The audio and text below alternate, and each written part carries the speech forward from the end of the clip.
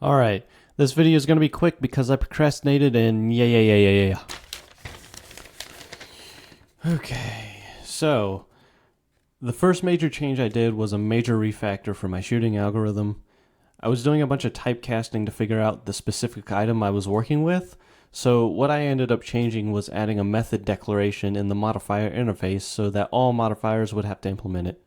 This saves a bunch of typecasting and cleans up a bunch of the code, which will help with the scalability in the future.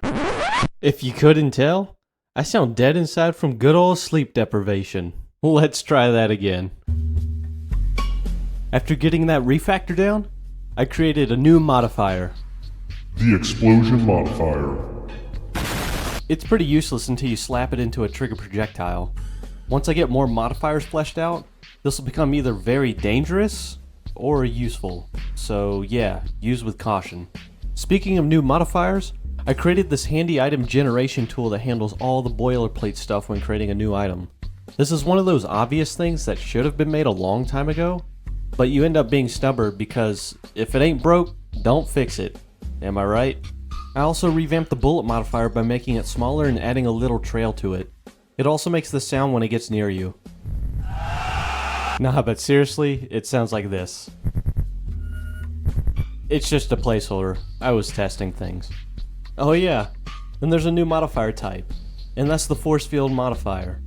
Basically, it chooses the closest enemy within its area, and then it gravitates towards them.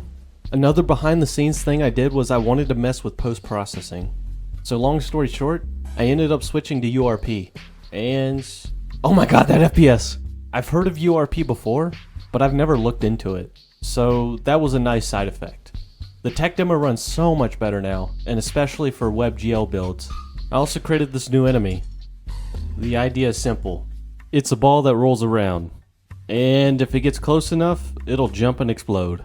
If all these changes in this video feel disjointed, that's because they definitely are.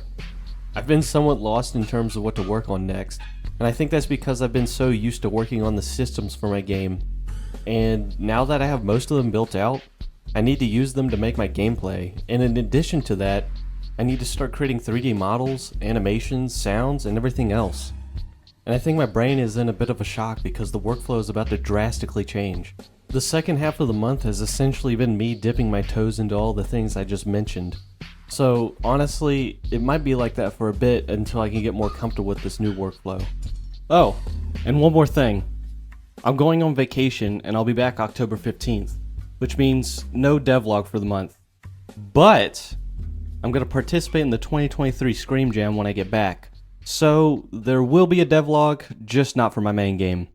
But anyways, enough writing the script, it's time to edit the video. See ya.